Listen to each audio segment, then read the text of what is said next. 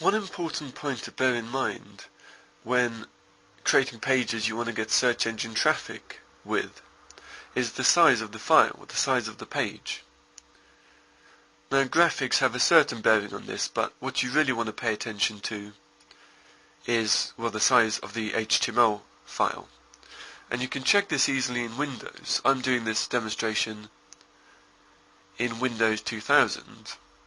You may have an older version or more up-to-date version of Windows. Generally, well, the file here, you can just right-click. You can, well, click on it once to select it. Right-click, and you get a context menu.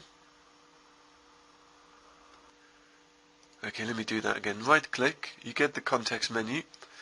Choose Properties, and it tells you some details about the file, and what you're particularly interested in is size, and here it's 162 bytes, which is tiny. I'll give you another example. If we cancel this, if we go to my Reap and Writes membership site, www.reapandwriteseverymonth.com, this is quite a large sales page.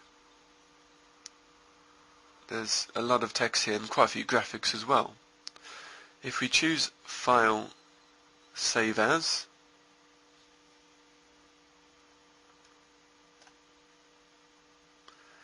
and just save it to the desktop,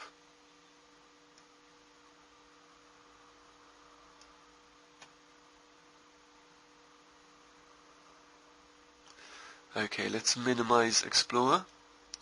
So we've got the HTML file here now for that sales page.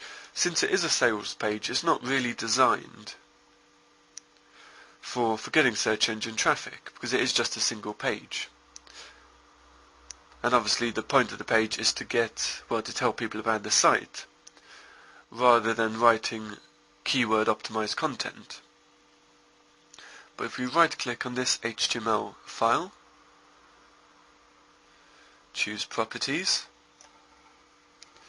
the size is, well, basically 58 kilobytes, which, as you can see here, 59,000 bytes. So that's considerably larger, and I would say that's pushing it for a page designed for the search engines.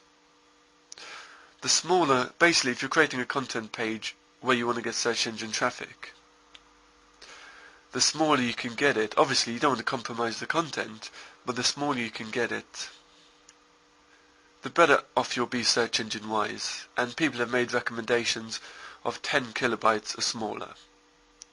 Obviously, content's important, and maybe if it's possible, you can take content from a large page and break it up over different pages. But it's just something to bear in mind. Try to keep your pages small.